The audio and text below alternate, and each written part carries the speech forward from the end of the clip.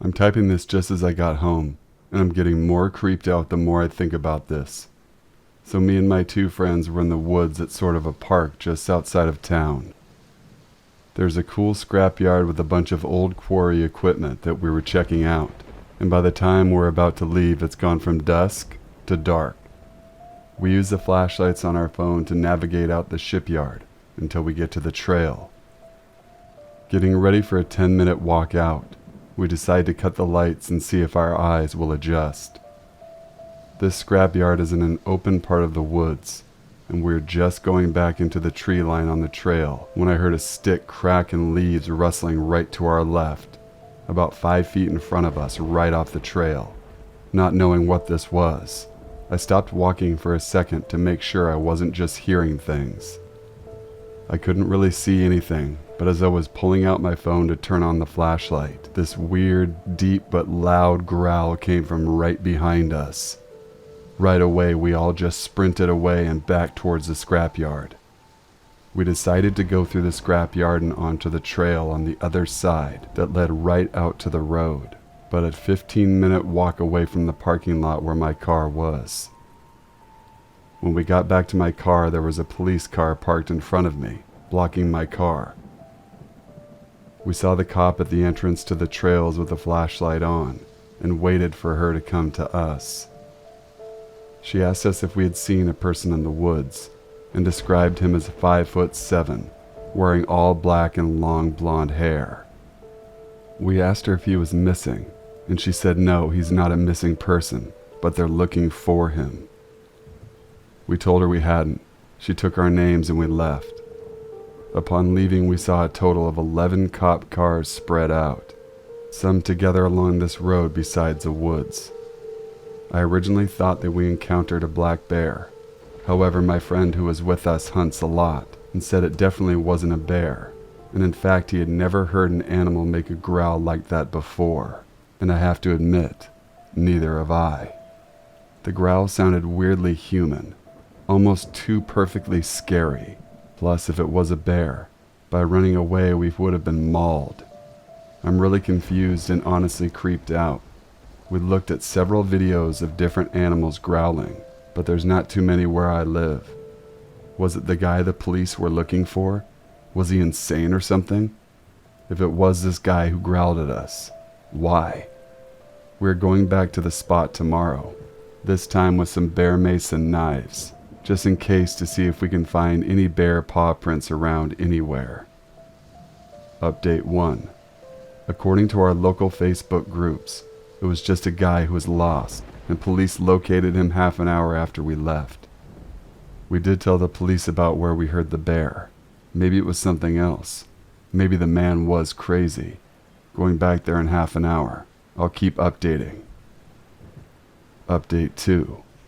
We went back to the spot this morning and spent about an hour looking around for any clues as to what was growling at us.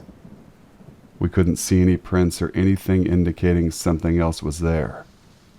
At this point, we're still confused, and I think it's going to stay that way.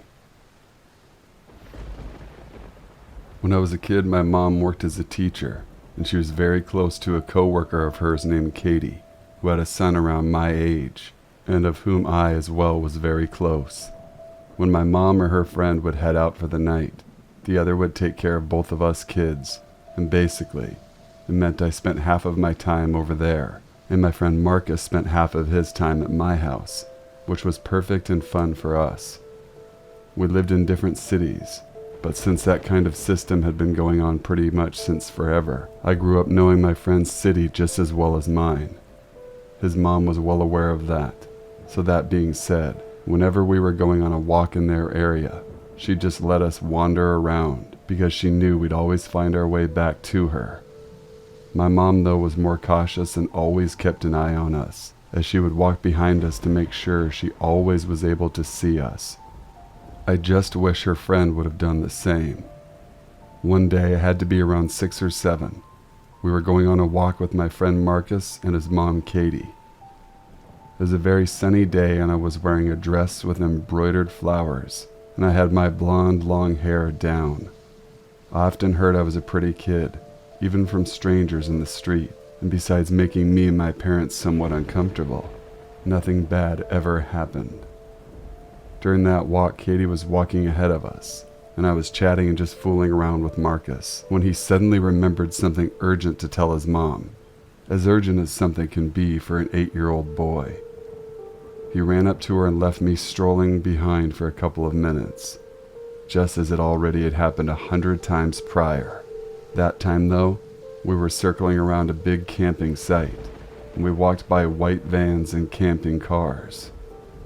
One of those vans had its back doors open, and there was a man probably in his mid-40s smoking a cigarette and leaning on the vehicle.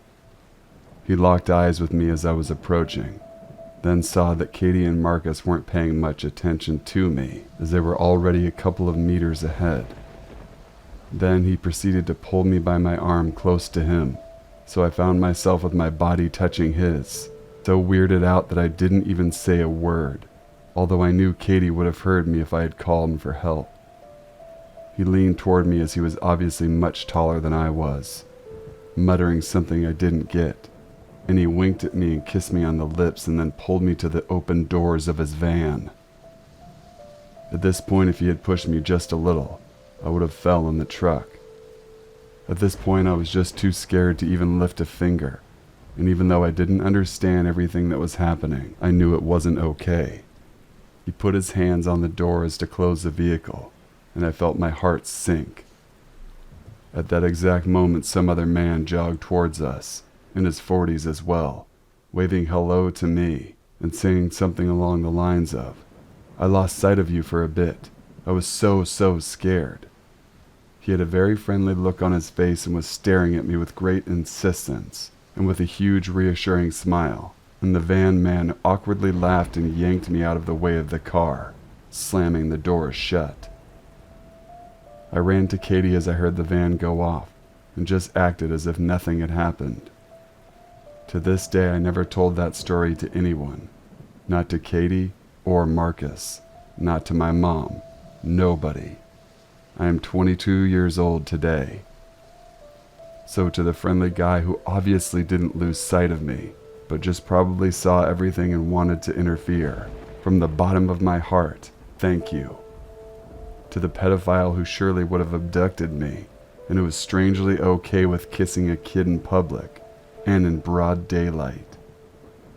I'm not even in the mood to add anything to what happened, but everyone thinks the same thing as I do, and I wish you hell.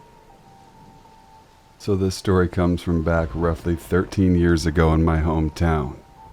I was 15 at the time and a tall, lanky teenager with very long hair.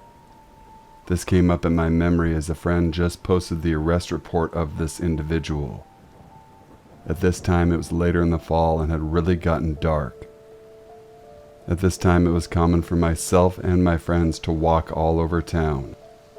I was walking down the street on the way to my mom's office, when suddenly a light-colored sedan pulls up next to me.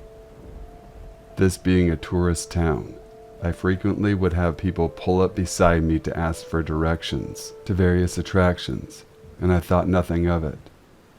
People still do this to this very day. "Hey kid, you want a ride?" This shadowy figure in the car leans forward and yells to me. Something in my brain starts flashing red lights. No thanks, man. I'm already where I need to be. Thankfully, I was less than a block from the office building and hauled ass to the building and inside before this man had a chance to respond. I turn around to look out the window to him driving away too quickly for the relatively residential area. Fast forward to a week later. I'm waiting with some friends for our rides to my friend's house at the local diner. We decide to wait in the parking lot as to not cause trouble. The moment we get to the door, the staff stops us. "You kids wait here. There's a kidnapper out in town. He took a girl last week around this time." All I can think of is this guy in the sedan the week before. This happened around the summer of 2022, after I met up with two performer friends to rehearse for an upcoming show. I was catching the night bus to get back to the subway station where my car was. as I took the train while it was still operating. I was already uneasy as I am a feminine presenting individual. I was born female, but I had no money to get a taxi or Lyft at the time. The bus finally came around, so I got on, paid the $2 bus fare, and sat down. The rest of the ride was very uneventful, as everyone was keeping to themselves. Pretty soon the bus began to empty out as people got off at their stations, where it was me and this one man who was giving me some weird vibe. I've caught him looking at me a few times out of nowhere during the bus ride, but now he was asleep. I prayed that he would not get off at the same time as me, but unfortunately that's exactly what happened once we finally got to my stop. When I began walking towards my car, I looked behind me to find the man following me. He was keeping a bit of distance from me, but I was still paranoid that he was 100% pursuing me. I began to pick up the pace, getting my keys out while also clutching onto a pocket knife my roommate gave me for protection. As soon as I reached my car, I jumped right in and immediately locked the doors. The man at this point caught up to me and walked over to the passenger side of the door, but fortunately, I had already locked it so he couldn't get in. Not even bothering to put on my seatbelt, I started my engine and drove out of the parking lot as fast as I could. Once I felt safe enough, I put my seatbelt on and flagged down a member of security from the transportation system. I saw that the man who stalked me was still at the station, so I pointed him out and explained what had happened. The security officer looked a bit annoyed, but it wasn't annoyance to me. It was annoyance like, I can't believe this is happening again. He told me that he'll take care of it from here, and I thanked him before driving back to my apartment.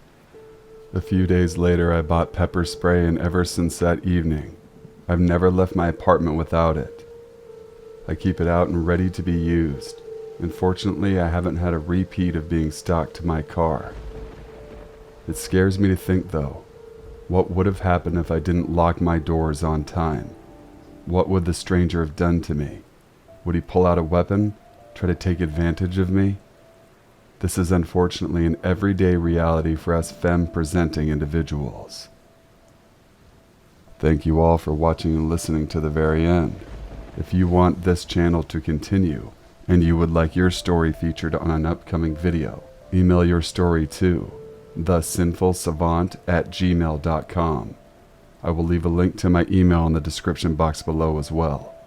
And until we meet again, stay sinful.